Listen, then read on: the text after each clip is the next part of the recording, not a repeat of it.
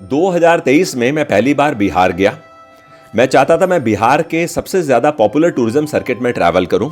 Journey की शुरुआत हमने पटना से करी। हम लोग नालंदा यूनिवर्सिटी गए, राजगीर गए, बोध गया और गया विजिट कर वापस हम पटना लौट कर आए और हमारा ये पूरा सर्किट कंप्लीट हुआ।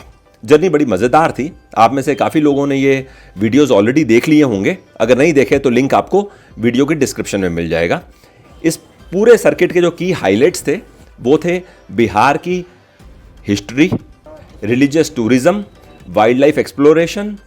ग्लास ब्रिज तो पहली बार जाके मैंने राजगीर में ही देखा और हमने बहुत सारा लोकल फूड भी एक्सप्लोर किया था। एक साल बाद मैंने सोचा अब हम बिहार दोबारा जाएंगे और हम मधुबनी जाके मिथिला पेंटिंग्स को एक्सप्लोर करेंगे। टूर बनाते समय मुझे मालूम चला कि मधुबनी जाने के लिए पटना जाना ज़रूरी नहीं है, आप सीधा दरभंगा की फ़्लाइट ले सकते हैं। तो बस क्या था, हम लोग ने टिकट कटवाई और पहुंच गए दरभंगा। मधुबनी पेंटिंग्स हमने गाँव में जाके एक्सप्लोर करी। पद्मश्री अवॉर्डी से मिले, जो हमारे लिए अपने आप में बड़ी बात है। मधुबनी पेंटिंग्स एक्सप्लोर कर लेने के बाद हम जनकपुर नेपाल जाना चाहते थे। भगवान श्री राम और सीता माता का विवाह जनकपुर में हुआ था, ये आप आने वाले एपिसोड में देखेंगे। तो हमने सोचा एक काम करते हैं, मधुबनी से हम लोग अहिल्या स्थान को चलते हैं और वहां से आगे हम जनकपुर की ओर निकल जाएंगे।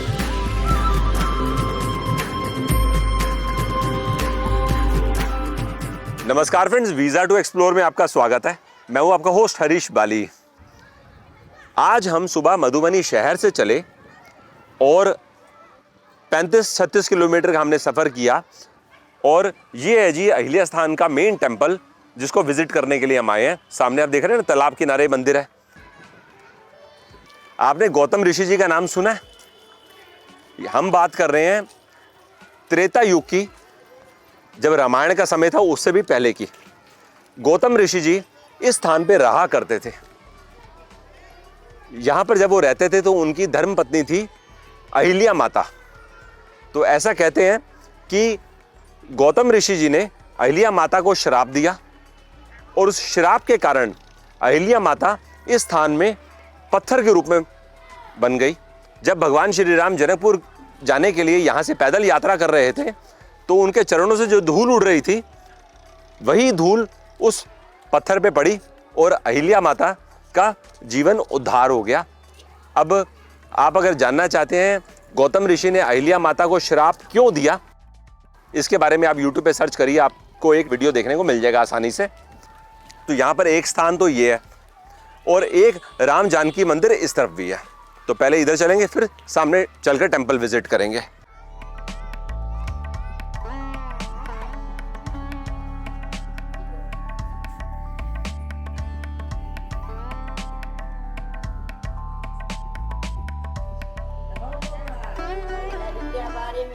यहाँ पर मुझे किसी ने बताया कि जब यात्री आते हैं ना तो बैंगन लेकर आते हैं साथ में। तो बैंगन हमें यहाँ पे दिखाई भी दे रहे हैं। तो हमारे साथ में इस समय परमेश्वर जी हैं, आपसे जान लेते हैं इसके बारे में। तो यहाँ के जो मुख्य पुजारी हैं, आप उनके भाई हैं। थोड़ा सा बैंगन वाली बात के बारे में बता दीजिए। साथ में हमें ये भी मालूम चला कि यहाँ जो पुजारी होते हैं, जो अंदर मेन पूजा करते हैं, वो लेडीज़ होती हैं। थोड़ा उसके बारे में बता दीजिए। ये संपूर्ण सृष्टि पे एक ऐसा मात्र अहिल्या स्थान ही मंदिर है, यही गह्वर है, जिसका मुख्य पुजारी महिला होती है। और यह उस युग से ही चला आ रहा है जिस समय इंद्र के छल के द्वारा गौतम जी श्राप दिए। उस समय के बाद यहाँ प्रवेश वर्जित है पुरुषों को। इसमें प्रवेश मात्र पुजारी जी के पति ही अंदर जाते हैं, वही श्रृंगार पूजा करते हैं तो करते हैं, अन्यथा पुजारी सिर्फ और सिर्फ महिला ही होती है इस मंदिर का। ये यहाँ का एक प्रमुख स्थान और यह इतिहास। दूसरा, बैगन की बात आप कहें, शरीर के कहीं भी किसी भी अंग पे मांस अगर बढ़ जाता है और आप मन्नत मांग देते हैं, हे माता अहिल्या, अगर यह मांस खत्म हो जाएगा तो हम बैगन का भार चढ़ाएंगे, और वही बैगन का भार यहाँ चढ़ता है। यह बहुत अद्भुत जगह है। यानी बहुत लोगों का ये प्रॉब्लम ठीक हुआ है। बहुत तब न लोग, श्रद्धा एक ऐसा केंद्र बिंदु है जहाँ लोग को ठीक होता है तभी आता है। तो इसीलिए लोग आते हैं और यहाँ ठीक होने के बाद बैगन चढ़ाया जाता है। बहुत खूब। यहाँ पर पास में ही राम जानकी मंदिर है। ये कितना प्राचीन है, इसके बारे में कुछ? 450 वर्ष पुराना मंदिर है, पूर्वजों और बुजुर्गों के द्वारा कहा जाता है। और आप अतिथि रूप में इस धरा पर आए हैं तो हम तो अतिथि देवो भव, चलिए दर्शन भी कर लीजिएगा, हम आपका वहाँ उसकी इतिहास भी बता दे कुछ।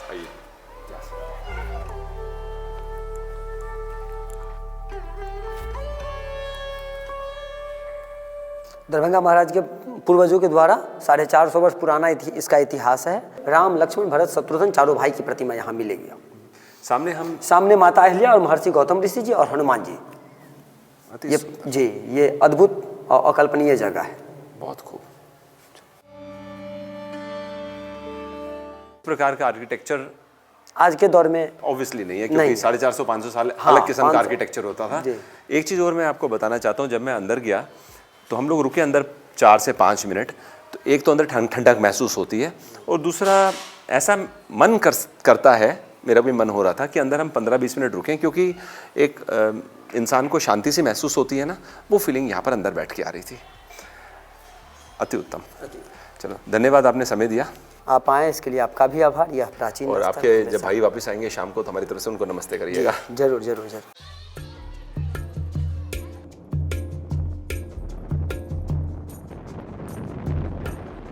अहिल्या स्थान से हमने 2 से 2.5 किलोमीटर का सफ़र किया और हम गौतम ऋषि जी के कुंड तक आ गए हैं। सिद्धपीठ महर्षि गौतम आश्रम। 1:15 का टाइम है। मुझे मालूम चला कि 12 से 3 तक ये मंदिर क्लोज रहता है, तो दर्शन हम बाहर से ही कर लेते हैं, अंदर तो नहीं जा पाएंगे। और कुंड देख लेते हैं, बगल में कुंड है।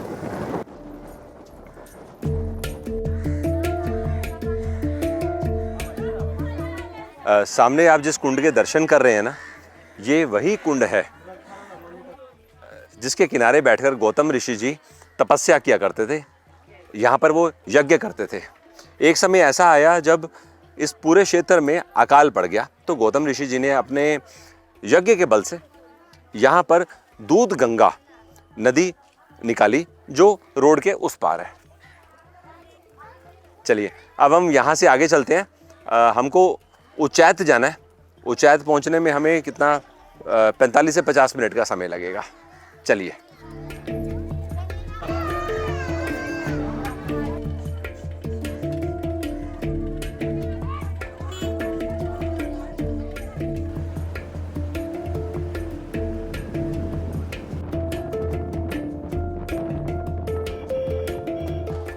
गौतम ऋषि जी के कुंड से हमने लगभग 45 मिनट का सफ़र किया और अब हम उच्चैठ पहुंच चुके हैं। जिस जगह मैं खड़ा हूं अभी, ऐसा कहते हैं आज से 2000 साल पहले यहाँ पे गुरुकुल हुआ करता था, और यहाँ पर महान कवि कालिदास रसोइये का नौकरी किया करते थे। आपको हैरानगी हो रही होगी ना, महान कवि कालिदास रसोइये का नौकरी कर रहे हैं। मैं आपको इसके बारे में और डिटेल में बताता हूँ।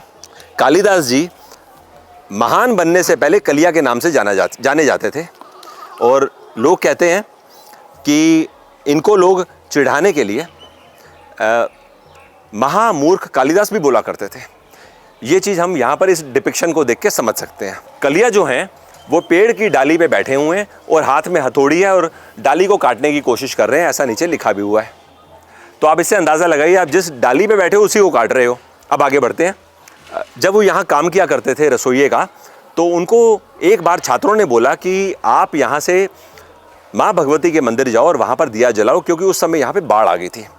जिस जगह मैं खड़ा हूँ यहाँ से अगर मुझे माँ भगवती के मंदिर जाना है और नदी के रास्ते से जाना है, बीच में नदी आती है छोटी सी, तो मैं हार्डली 200 मीटर के अंदर पहुँच जाऊँगा। लेकिन बाढ़ होने की वजह से पानी बहुत ऊपर था और ये काम कलिया ने एक्सेप्ट कर लिया कि ठीक है मैं जाता हूँ और मैं माँ भगवती के मंदिर में दिया जलाता हूँ। एक शर्त थी, जब वहाँ जाओगे तो वहाँ कोई ऐसी निशानी छोड़ कर आना सबूत के तौर पे कि आपने वहाँ दिया जलाया। तो कलिया यहाँ से गए, दिया जलाया। अब सबूत क्या छोड़े समझ में नहीं आया, तो कलिया ने क्या किया, जो कालक थी ना वो अपने हाथ में मली और माँ भगवती के चेहरे पे लगा दी। जब उन्होंने ऐसा किया तो वहाँ पर माँ भगवती साक्षात प्रकट हो गई। तो कलिया ने माँ भगवती के साक्षात दर्शन करे, और माँ भगवती ने जब बोला कि मुझसे कोई वर मांगो, तो कलिया ने कहा कि लोग मुझे महामूर्ख बुलाते हैं, मैं भी ऐसा ज्ञानी इंसान बन जाऊँ कि लोग मुझे महामूर्ख ना बुलाएं और मेरे अंदर भी दुनिया भर का ये ज्ञान आ जाए।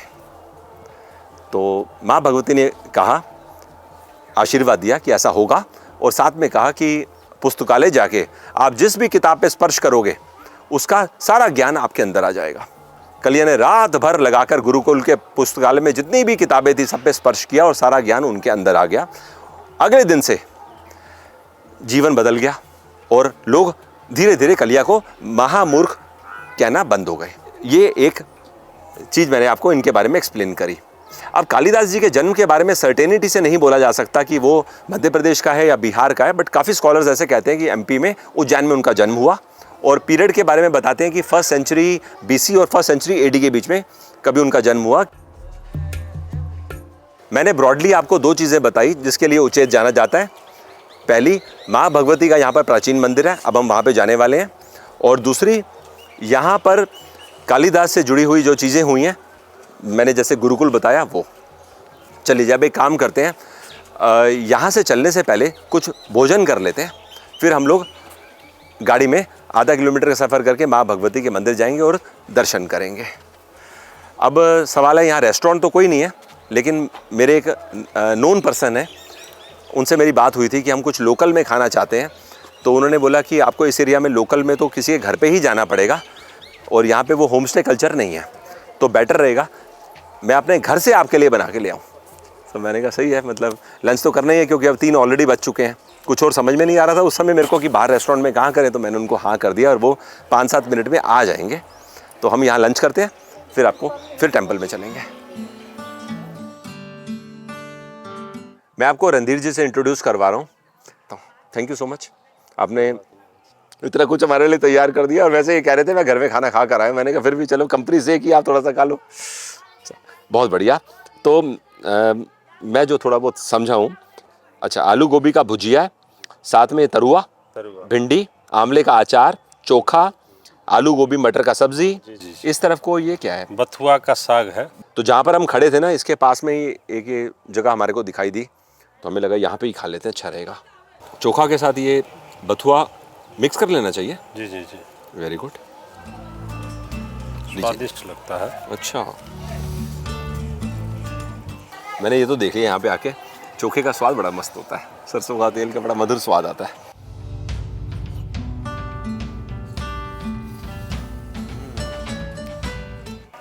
मजा आ गया, क्या चीज़ है, उफ।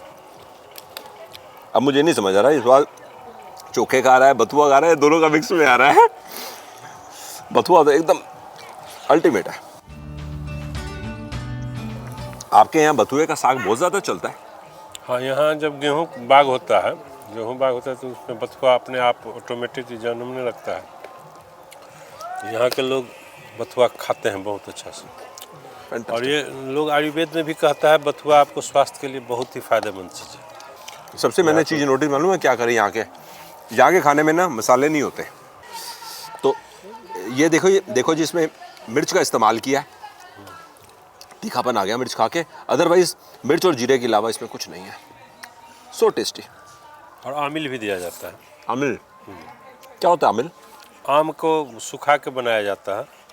अच्छा, कच्चे आम को सुखा के बनाया जाता है। मैं सच बताऊं, इससे ज़्यादा मैं आज के दिन में उम्मीद ही नहीं कर सकता था। ज़्यादा क्या बोलेगा, मतलब मैंने सोचा नहीं था। आप समय ही नहीं दिया, आप 1.5 घंटा का ही समय दिए। हमें पता होता कि आपका घर यहाँ से 3 किलोमीटर है तो आपके घर ही चल पड़ते हैं। आपका 1.5 घंटा में बन जाता। कष्ट हो जाता ना इतना सब लेके आना। नहीं, कष्ट क्या है।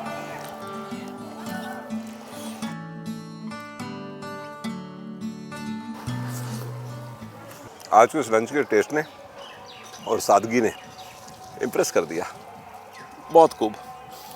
अब एक काम करते हैं, हम लंच फिनिश करते हैं और कुछ देर में आपको दोबारा ज्वाइन करेंगे। मेरे को टेंपल विजिट करने भी जाना है और आप चलोगे टेंपल तक? बेस्ट है फिर।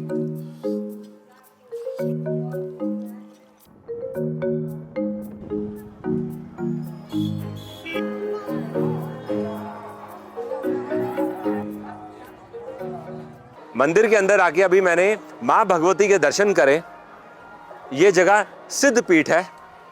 कभी कभी क्या होता है ना, बच्चे जैसे पढ़ाई नहीं कर रहे होते, तो ऐसे केस में काफ़ी माँ बाप बच्चों को लेकर जब यहाँ पे आते हैं तो उनके मन में एक मनोकामना भी होती है कि माँ भगवती से ऐसी मनोकामना करें कि उनके बच्चे भी पढ़ाई करें। ऐसा सब लोगों के अंदर भाव है। कि यहाँ अगर आप अगर सच्चे मन से माँ भगवती से कुछ मांगते हैं तो आपकी मनोकामना पूरी होती है, राइट। चलिए जब भाई यहाँ से हम चलते हैं और बाहर चल के आपको ज्वाइन करता हूँ।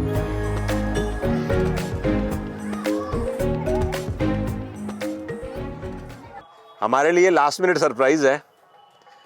दो चीज़ मीठे में भी है इनके पास, अभी गाड़ी से निकाल कर इन्होंने बोला कि ये भी टेस्ट करो। ये आपने बताया इसको क्या बोलते हैं? ठेकुआ। ठेकुआ। और ये भुसबा। भुसबा। जो आपकी बात से मैं समझाऊं कि ठेकुआ को गेहूं के आटे और गुड़ के साथ बनाया जाता है और भुसबा को चावल के आटे और गुड़ का चाशनी। गुड़ का चाशनी। विधि तो देखो बनाने की थोड़ी लंबी हो सकती है, लेकिन चावल को भुजा जाता है। भुजा जाता है। ये ठेकुआ साल भर खाया जाता है या कोई फेस्टिवल के दौरान खाया जाता है? न, फेस्टिवल खास करके छठ के पूजा के दरमियान में होता है, उसमें निश्चित रूप से बनता है, वैसे सालों भर खाता है। अच्छा, लीजिए ना। क्या स्वाद है। काफ़ी टाइम बाद मैं इस तरह का टेस्ट एंजॉय कर रहा हूँ। जैसे हम पंजाबी हो ना, हमारे यहाँ पर क्या होता है, साल में एक बार या 2 साल में एक बार कभी एक चीज़ बनाते हैं जिसको हम लोग मन बोलते हैं। जैसे आप ठेकुआ बोलते हो ना, फ़र्क ये है कि आप लोगों की थिकनेस कम है, हम लोगों का उसके अंदर थिकनेस ज़्यादा रहती है। इसको तलते हैं बाद में? हाँ, बाद में तला जाता है। हाँ, मन को तलते नहीं हमारे यहाँ, तो नहीं थोड़ा फ़र्क होता ही है। चीज़ बड़ा गजब है। मिथिला का व्यंजन है, मिथिला का मिठाई कहिए। Very very tasty. और इसमें इलायची और सौंफ भी है। जी जी जी। बहुत मधुर स्वाद है।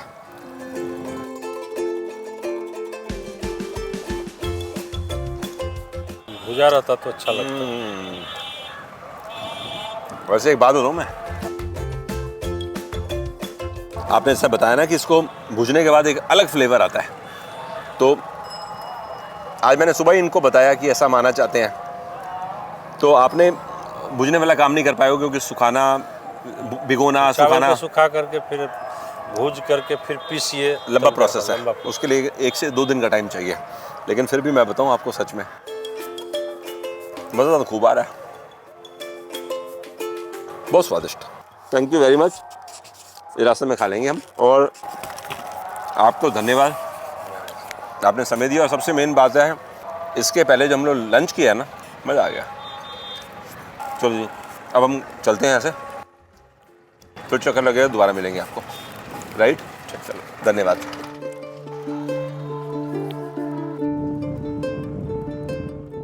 उचैत भगवती से फुलहार तक 20 किलोमीटर का रास्ता है। अब आधे से ज़्यादा रूट तो हमने कवर कर ही लिया है। सामने देखिए जयनगर दिखा रहा है ना, 36 किलोमीटर्स। हम इसी रूट को आगे फॉलो कर रहे हैं। पहले मेरा मन था कि मैं जयनगर से नेपाल जाने के लिए, मतलब जनकपुर जाने के लिए ट्रेन जर्नी कर लूँ। फिर मुझे बाद में रियलाइज़ हुआ कि अगर मैं ट्रेन में चला जाऊँगा तो मुझे फुलहार जाने के लिए वापस जनकपुर से लौट के आना पड़ेगा, तो 20-25 किलोमीटर की एक्स्ट्रा जर्नी हो जाएगी, तो मैंने ट्रेन जर्नी अवॉइड कर दी। आपको जानकारी के लिए बता रहा हूँ, सुबह से लेके दोपहर तक 3 गाड़ियाँ जाती हैं जयनगर से जनकपुर। ऐसा ही 3 गाड़ियाँ वहाँ से यहाँ भी आती हैं। आपको नेपाल जाने के लिए वीज़ा या पासपोर्ट की ज़रूरत नहीं है, केवल अपना आधार कार्ड कैरी करिए और आप जा सकते हैं। जैसे हम जाने वाले हैं, अभी कुछ ही देर में हम नेपाल बॉर्डर एंटर करेंगे। बाय रोड एंटर करने का रास्ता अलग है, और जयनगर से तभी आप जाइए जब आपको ट्रेन में जर्नी करनी है। और ट्रेन की टिकट ना IRCTC वेबसाइट पे नहीं मिलती है, आपको यहाँ पर आके ऑफलाइन टिकट निकालना पड़ेगा। तो ये मैंने आपको जानकारी के लिए बताया। अब हमें देखिए सीतामढ़ी भी जाना है, तो हम क्या करेंगे, जनकपुर से कल दोपहर को निकलेंगे, तब हम सीतामढ़ी होते हुए पटना चले जाएंगे। ये मैंने आपको एक रफ आइडिया देने के लिए कल का टूर प्लान भी बता ही दिया है। आज का नाइट स्टे हमारा जनकपुर में रहेगा।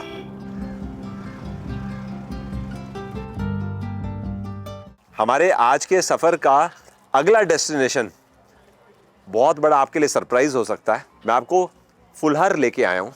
इनफैक्ट मैं फुलहर के बाहर ही खड़ा हूँ। आप जानते हैं ये वो स्थान है जहाँ पर माता सीता और भगवान श्री राम का पहली बार मिलन हुआ था। आइए अंदर चलते हैं।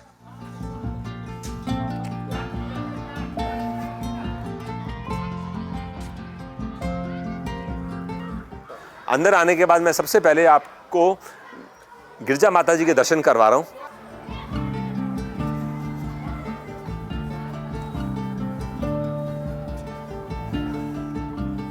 कितने प्राचीन स्थान के यहां पर आके हम दर्शन कर रहे हैं। सामने गिरिजा माता, माँ पार्वती, भगवान भोलेनाथ, गणपति भगवान, ये मंदिर आदिकाल से है। जब रामायण का समय चल रहा था उस समय जनकपुर से सीता माता यहाँ पर आई और गिरजा माता के दर्शन करे और मन में उनकी एक मनोकामना थी कि स्वयंवर के दौरान उनको ऐसा वर मिले जो उनके योग्य हो। कुछ देर पहले मैंने आपको बताया भगवान राम और सीता माता का यहाँ पर मिलन हुआ था, तो एग्जैक्टली इस जगह नहीं हुआ था, थोड़ी सी यहाँ से थोड़ा सा हमें यहाँ से बाहर की तरफ जाना होगा, तो वहाँ मैं आपको लेके चलता हूँ और वो स्थान भी दिखाऊंगा। आइए जी।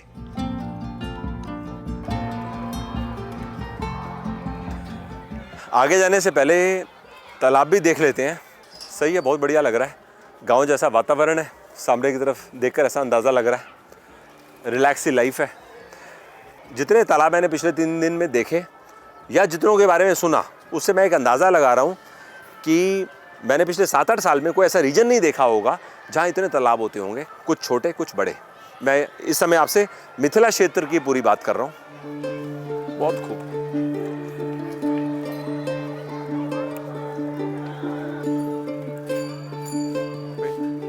जहाँ पर सीता माता और भगवान राम का मिलन हुआ था वो जगह आगे ही है ना?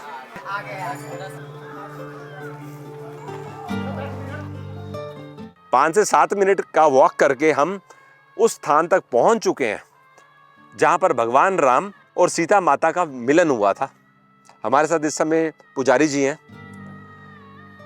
थोड़ा सा आप इस स्थान के बारे में बता सकते हैं? ये वही स्थान है जहां पहले बगीचा होता था? जी हाँ, वही स्थान है। ये राजा जनक जी की फुलवारी है। इस सीता जी रोज आकर के इसमें मालिन के साथ फूल लेके और माँ पार्वती जी को पूजा किए हैं। तो भगवान राम का यहाँ आने का पीछे क्या उद्देश्य था? एक गुरु महाराज के ऑर्डर से वो इस जनक जी के फुलवारी में फूल लेने के लिए आए और यहाँ से फूल लेके गुरु महाराज के पास पहुँचे। गुरु महाराज जी बोलेंगे तो विश्वामित्र जी? विश्वामित्र जी। अच्छा, बहुत खूब, बहुत खूब। बहुत साल पहले हम जब रामायण टीवी पे देखते थे ना, हाँ। मैं अपनी बात बता रहा हूँ, तब मैंने पहली बार वीडियो के माध्यम से ये जगह देखी थी, क्योंकि वो सेट में दिखाने के लिए ऐसा दिखाते हैं ना, तो मेरे को था कि कभी जीवन में मौका लगेगा तो उस स्थान पे जाएंगे, और आज इतने साल के बाद हम यहाँ आए हैं। ये जब दरभंगा महाराज लोग कायम हुए तो इस बाग तरा को खुदा के, जब मणि का रामायण में लिखा हुआ है मणि का घाट है, उस घाट को खोजने के लिए दरभंगा महाराज इसको खुदाए। उसमें से एक धनुष निकला हुआ है जो दोनों, हाँ यही धनुष है जो दोनों रूप में दिखाई दे रहा है। वो अभी वर्तमान में इसी जगह है। तो इस धनुष में ये क्या कह सकते हैं, वो क्या है? ये मतलब आधे से अधिक, आधे से ऊपर देखा जाए तो ये त्रेता युग दिखाई दे रहा है, और गोलाकार में देखा जाए तो ये द्वापर के कृष्ण जी के उंगली में जो सुदर्शन चक्र है उसके रूप में दिखाई देता है। बहुत खूब, बहुत खूब। यहाँ पर आके मेरे को बहुत अच्छा लगा, और मैं ये चाहूँगा कि इस जगह की डेवलपमेंट हो, जिससे कि यात्री जो इस बेल्ट पे चल रहे हैं सब यहाँ पर आएँ, इस स्थान के दर्शन करें, इस स्थान को महसूस करें, फुलवारी बने, एक प्रॉपर फीलिंग आए लोगों की आप किस स्थान पर आए हो। और बाकी जगह का महत्व तो इतना ज़्यादा है कि शब्द ही कम पड़ जाएंगे इसका विख्यान करने के लिए। और एक चीज़ आपको और बता देता हूँ, अभी हम नेपाल बॉर्डर से सिर्फ 2 किलोमीटर दूर हैं। मोबाइल नेटवर्क वहाँ बॉर्डर के ऑब्वियसली आगे भी नहीं आएगा, और यहाँ पर भी हमारा मोबाइल नेटवर्क चला गया है।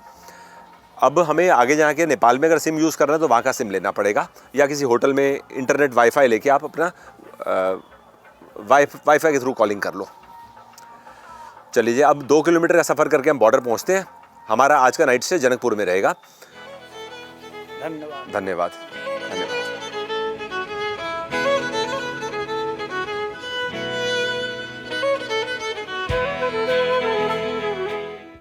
इस समय मैं इंडिया नेपाल बॉर्डर पे खड़ा हूँ।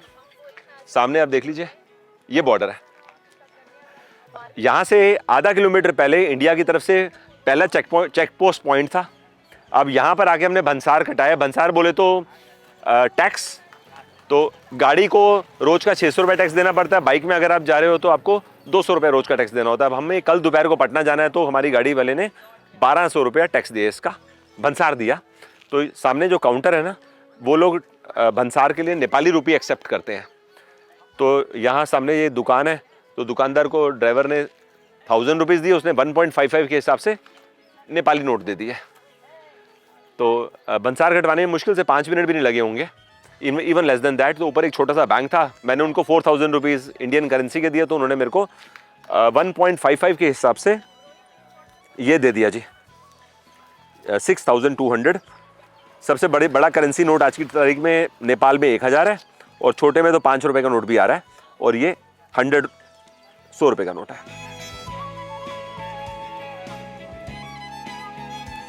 ठीक है जी। अब यहाँ से थोड़ा आगे जाने पे कस्टम आएगा, वहाँ पर एंट्री करनी होगी, और उसके आगे सिक्योरिटी चेक भी करेगा, कस्टम में भी चेक करेंगे, और उसके आगे नेपाली पुलिस का सिक्योरिटी आएगा, थाना, और उसके बाद हम जनकपुर की ओर निकल जाएंगे।